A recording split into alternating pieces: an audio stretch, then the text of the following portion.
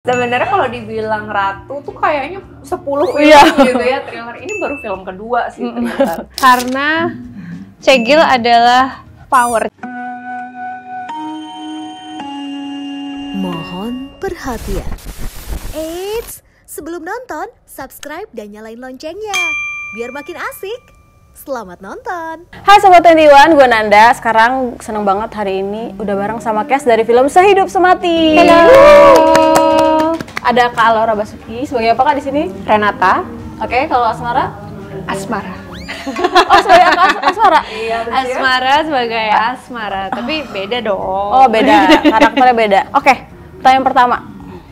Ini pertanyaan titipan dari Cafe di Nuril sebagai aktor yang enggak. Ini aku baca dari komen sih sebenarnya. Sebagai aktor yang sering bermain di film poligami. Dia komen dari posternya ini film horor poligami, bener nggak sih? Emang tuh orang ya. Posternya terlihat ya. Iya. Gitu ya. So ada 3 perempuan. Bener. Aku langsung ledekin dia tuh, emang peran impian ya. Karena dia udah raja poligami di Indonesia kan. Betul. Mungkin dia Kesannya gak enak kayak raja poligami ya. bosen di film drama, pengen di horor poligami.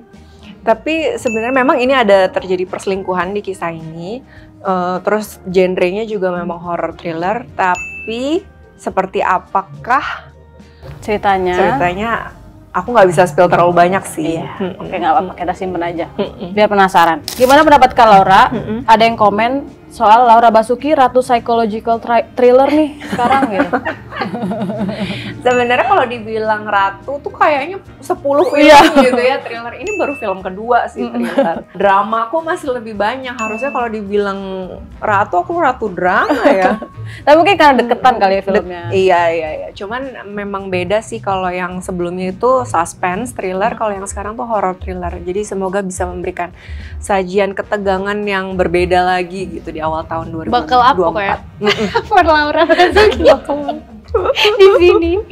Oke, nah kalau buat Kak Asmara, karakternya tuh di sini kan sangat menarik dan sangat bikin penasaran nih. Terus katanya ada salah satu adegan penting di film ini yang harus take ulang gara-gara soundman dan DOP-nya kaget sama teriakan Kak Asmara. Oh, Itu kenapa tuh? Boleh di-spill nggak? yang kaget itu untuk department sound dan kamera karena lebih ke teknis. Dan emang sudah di brief sama Mbak Upi, tapi mungkin mereka kaget berharapnya segini, ternyata pas kejadian segini gitu. Jadi kayak mereka kaget, tapi maksudnya menurutku yaitu sesuai brief, sesuai cerita. Cuman memang karena teknis kameranya di sini sangat rumit. Jadi kayak kadang-kadang kita tuh juga mesti janjian kan, maksudnya melangkahnya gimana, berdiri di titik mana gitu. Jadi lebih ke arah teknis sih. Untuk karakternya Asmara sendiri, kalau di trailer kan kita bisa lihat ya, maksudnya kira-kira kayak gimana sih, walaupun masih belum terbaca jelas. Cuman aku bisa bilang kalau ya Asmara teman dekatnya Renata gitu, yang karakternya itu sangat berbeda dengan Renata. Tapi bertemunya karena Kita tetangga. suaminya. Oh, tetangga. Oh, oke. Kita tinggal di apartemen yang sama, tetanggaan. Di awal cerita kan diceritakan bagaimana pertemuannya sampai akhirnya bisa sampai sedekat itu. Gitu. Ke Kak Laura lagi. Katanya ini salah satu syuting yang bahkan syuting terberat yang pernah dijalanin. Iya, memang secara fisik dan mental sangat melelahkan ya film ini. Mungkin kalau udah lihat trailernya bisa lihat sepanjang film tuh tone-nya dark, depresi, penuh dengan ketakutan, deg-degan segala macamnya. Jadi memang sepanjang syuting 24 hari itu bisa dibilang aku cukup lelah secara fisik dan mental. Tapi di satu sisi juga happy banget bisa kerjasama dengan Mbak Upi, dengan Abi, dengan Aryo Bayu dan semua teman-teman cast lainnya. Karena aku ngerasa punya support system yang besar dari cast dan krunya juga. Gitu. Bahkan karena berat banget, terus buat pendalaman karakternya kru sama cast lain nggak berani gangguin Kak Laura di awal-awal syuting, bener gak sih? Kayaknya lebih karena mereka tahu aku ngambil nafas ya. Oh, jadi begitu udah selesai take, aku kan akan duduk. Dan aku selalu ngambil kursi satu lagi di depan untuk ngelurusin kaki gitu, tiduran. Darahnya lancar. Karena habis teriak-teriak atau depresi kan kadang pusing ya. Jadi aku tiduran ngerelaksin diri, terus orang-orang jadi kayak nggak berani ngedeketin, takutnya aku lagi kenapa nggak ya, kenapa. Padahal nggak, sebenarnya cuman capek aja. Tapi kadang-kadang juga kalau aku masuk produksi baru ketemu juga kan, kita belum tahu nih lawan main kita tuh kalau di green room lagi istirahat tuh pinginnya kayak gimana. Jadi masih ngebaca situasi sih, biar semuanya kan enak, mainnya juga istirahatnya dapet, koneksinya dapet, jadi pelan-pelan. Dan emang berat banget sih karakter Renata, jadi kayak supaya nggak exhausted juga kan, mesti istirahat. Dan lucunya semua pemain tuh kayak nunggu aku yang mulai ngobrol duluan jadinya, karena mungkin takut aku nggak mau diajak ngobrol. Sebenarnya aku mau ngobrol, cuman memang kayak capek gitu. Kalau Kak Asmara sendiri aslinya tuh kan humble ya, kayak aku tuh kalau ketemu Kak Asmara tuh kayak senyum, terus baik banget gitu. Tapi kenapa selalu dapat karakter yang kayak cegil gitu, cewek gila gitu, kayak problematik gitu? Karena Cegil adalah power, In Cegil we trust.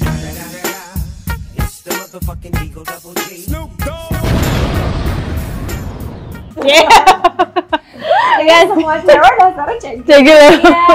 Kita harus memberikan Cegil-Cegil kesempatan untuk mengekspresikan diri. Aku juga lucu banget baca komen-komen kayak ketawa-ketawa sendiri, apalagi yang di Twitter gitu, kayak icon Cegil, kayak Indonesia. Entah harus bangga atau gimana ya. Tapi emang mungkin kalau dari trailer ini ya kelihatan banget dia diem aja tuh berisik gitu, karena rambutnya udah keriting, terus sama kostum desainer kita Hage Pakan dikasih color code-nya tuh seringnya merah, terus animal print, jadi kayak akunya juga nggak kemakan sama physical looks-nya gitu. Dan challenging banget sih buat aku, kayak maksudnya untuk memerankan Asmara. Dan nggak tahu kenapa ya orang memberikan, emang banyak ya peran Cegil aku.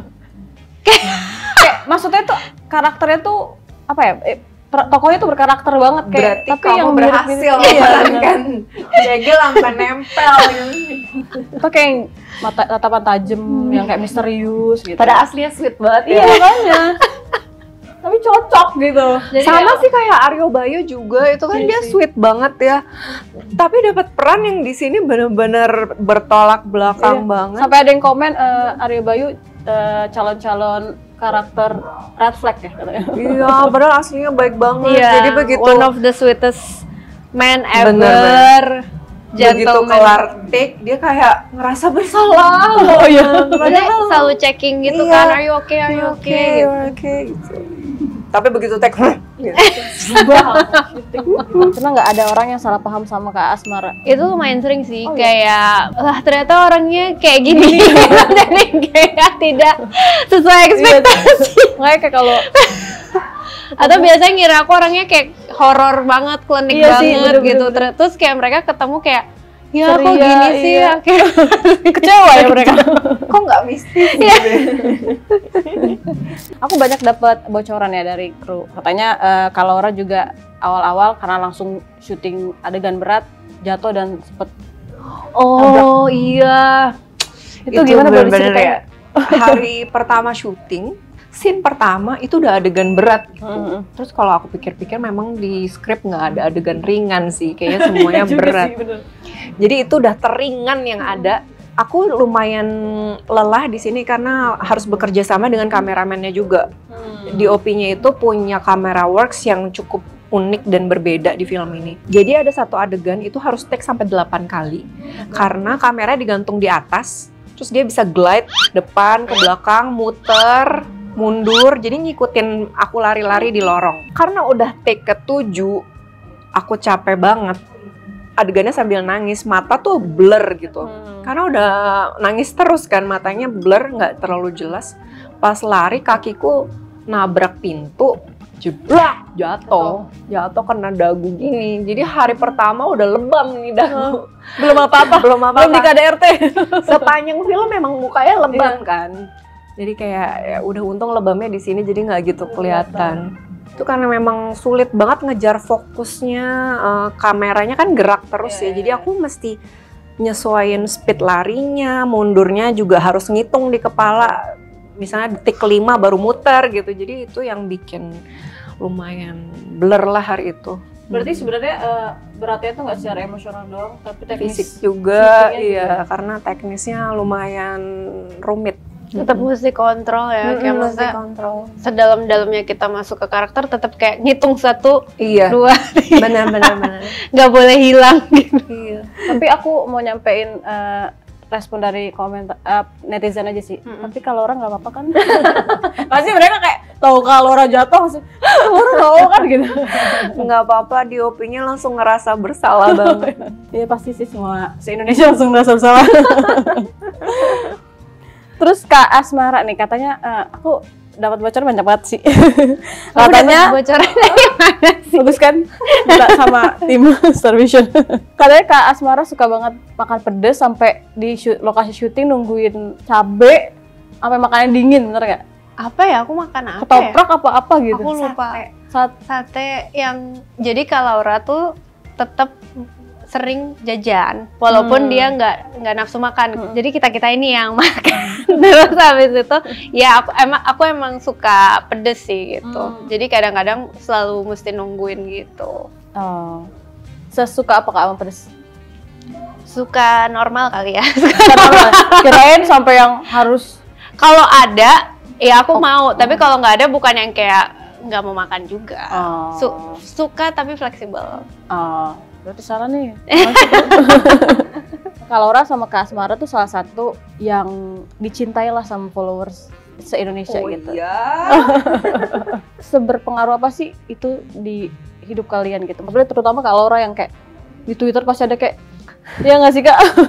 Aku sering banget lihat selfie Kak Iya, Laura di-repost di-repost lagi di Twitter. sama account Manifest gitu. Senfil gitu kayak Aku sampai malu sendiri. aku selalu love loh. Langsung like. Kadang kalau lagi iseng, nganggur gitu, aku suka buka Twitter juga sih karena lucu-lucu banget komentar-komentarnya. Kalau misalnya jadi beban, enggak sih, karena aku selalu berusaha ambil project-project dan memberikan yang terbaik gitu. Karena aku juga mencintai profesi ini, jadi aku juga pengen memberikan yang terbaik. Kalau misalnya efeknya itu positif ya tentu aku bersyukur sekali gitu dengan followers yang selalu ngedukung, yang selalu nonton. Kadang-kadang aku suka nggak enak sendiri kalau misalnya nggak selalu punya banyak waktu untuk nge-reply satu-satu gitu, tapi sebisa mungkin kalau misalnya aku lagi nganggur, iseng, kadang aku balesin gitu. Kalau aku juga ngerasa didukung banget ya, apalagi maksudnya ngepost trailer film, poster film, dan yang komen tuh yang aku rasakan mereka emang penonton film Indonesia gitu. Jadi kayak seneng banget kalau karyanya tuh dinantikan gitu. Aku lebih berusaha untuk berkarya atau memposting sesuatu yang emang sesuai sama pribadi aku dan genuine gitu. Jadi aku ngerasa juga komen dari merekanya tuh interaksinya lebih genuine gitu. Dan gak berusaha menutup-nutupi kayak merubah kepribadian gitu. Jadi kayak emang pengen ngasih lihat ya aku kayak gini gitu, dan aku ngerasa followers aku juga emang yang genuine memfollow aku karena suka postingan aku, nonton film aku. Jadi kayak ya aku seneng banget punya medium seperti itu untuk berinteraksi dengan para followers dan penonton gitu. Kita balik ke filmnya nih. Bagaimana pendapat kalian soal isu yang diangkat di film ini? Karena kan kayak KDRT, perselingkuhan, yang kayak gitu-gitu kan sebenarnya sangat relate dan common di kehidupan sekarang kan, terutama apalagi kayak banyak yang udah curhat-curhat di Twitter, sosial media gitu. Dan sepenting apa sih isu ini untuk diangkat ke sebuah film gitu? Lucunya ya, Mbak Upi menulis skrip ini tuh dari 13 tahun yang lalu. Jadi bisa dibayangin dari 13 tahun yang lalu sampai sekarang isu ini tuh masih relatable. Masih banyak orang yang mengalami ini, banyak orang yang mungkin juga nggak berani speak up soal ini gitu. Jadi menurut aku film ini menjadi penting untuk menjadi bahan diskusi, mungkin bisa jadi bahan refleksi. Jadi setiap orang yang nonton ini akan jadi punya new perspective lagi gitu soal isu yang banyak terjadi ini. Kadang-kadang kita kan cuman tahu situasi dari kayak social normnya gitu kan. Kayaknya di Sehidup Semati Upi tuh kayak pengen ngasih lihat beberapa perspektif dan buat penonton tuh jadi mikir sendiri, kayak maksudnya sebenarnya pernikahan itu apa sih, kayak berpasangan tuh seperti apa sih, kayak memilih pasangan hidup tuh pentingnya kayak gimana, dan maksudnya seru banget melihat perjalanan rumah tangga Renata di sini gitu. Jadi kayak bahan refleksi juga untuk perempuan, kayak aku mau kayak gitu, atau tipe pernikahan seperti apa yang aku pingin, tipe suami apa yang aku pingin, aku butuhnya seperti apa sih gitu. Jadi kayak ada beberapa karakter yang kita bisa lihat, dan itu jadi kayak adventure tersendiri sih dalam roller coaster emotion pas tonton Sehidup Semati. Pertanyaan terakhir, sebutkan satu kata yang ngegambarin film Sehidup Semati, tapi orang baru bisa tahu itu apa kalau nonton filmnya. Susah kan tuh? Kayak harus dijawab dengan nonton filmnya. Apa ya? Intens kali ya. Oke, intens. Berasap. Wow, penasaran banget. Apa tuh berasap? Makin penasaran kan? Drakaris kan? Berasap. Apakah ada yang membakar sesuatu? Sampai ngebul kan, intens ngebul. kayak Oh, ternyata sampai berasap gitu. Tapi jangan sampai berasap beneran ya pas nonton. Oke, makasih banget kalau Laura sama Kak Terima Suara buat kasih. interviewnya. Boleh diingetin nonton Sehidup Semati tanggal berapa di Cinema 21. Oke, Sobat 21, thank you udah nontonin obrolan kita. Jangan lupa saksikan film Sehidup Semati. hanya di Cinema 21. Asik kan videonya? Jangan lupa like, subscribe, dan komen ya. Sampai jumpa di video selanjutnya.